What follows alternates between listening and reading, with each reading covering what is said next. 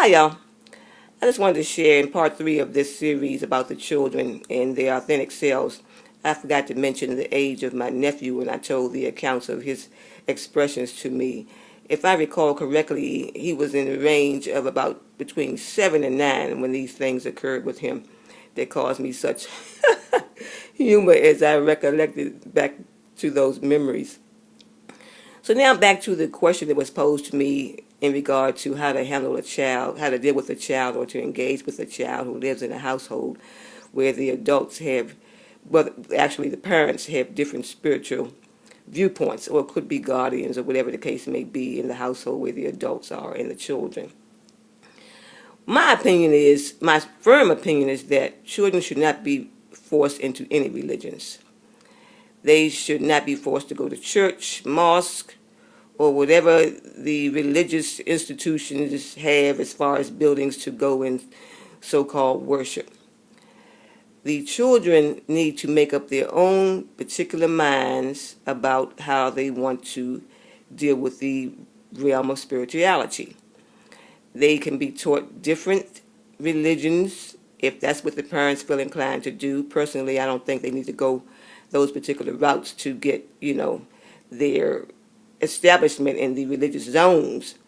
But children need to be asked questions like, what they think about religion, what they think about God and spiritual things, and ask them what you can do to help further their spiritual powers and strengths and beliefs in the spiritual ways and measures that, are abundant in society. Let them choose what gives them some sort of fulfillment or satisfaction. Let them pursue that.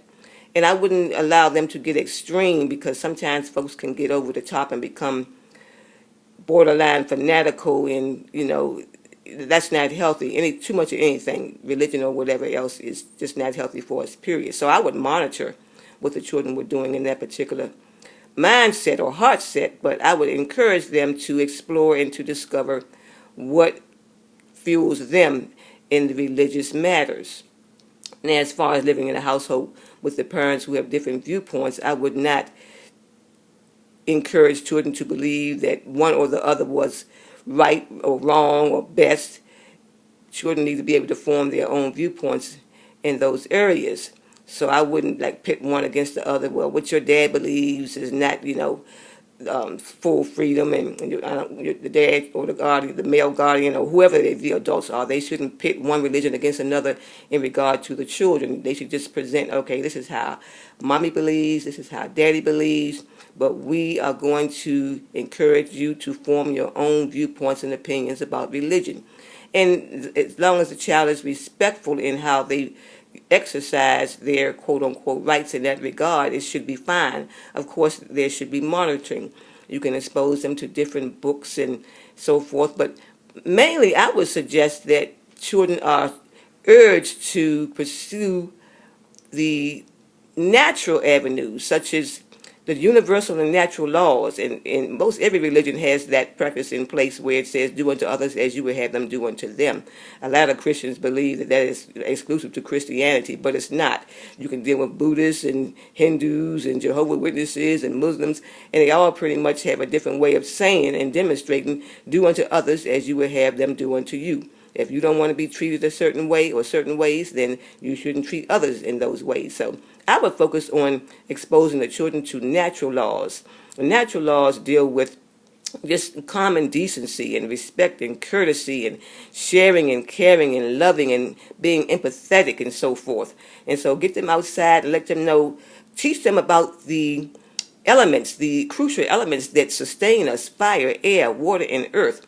And in school, they learn some scientific things about those, but typically schools don't teach the spiritual aspects of science, and there is indeed some spiritual aspects to science, and a lot of times schools don't really promote that for various reasons, which I'm not going to get into. Actually, I don't know enough to really go deep into that anyhow, but I know enough about nature to recognize that we are to appreciate it, not take it for granted. And sometimes when we drink water, well, previously, when I drank water, I just pretty much took it for granted. I didn't delve into the fact that water has memory.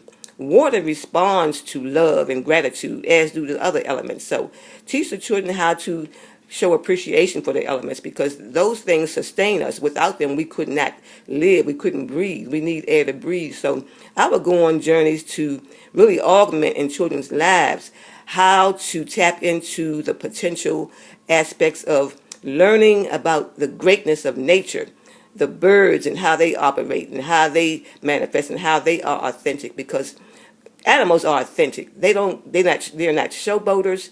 They don't put on airs. They are, well, for the most part, I don't believe they do. They probably show off sometimes when they try to get some nookie.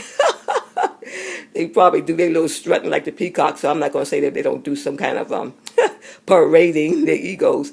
However, on the overall tip, they are authentic in their personas and so forth, if they do have personas, but you get the drift. So teach children how to, reach into themselves and to connect with and to commune with nature, to learn about trees, and that trees also respond to love and gratitude.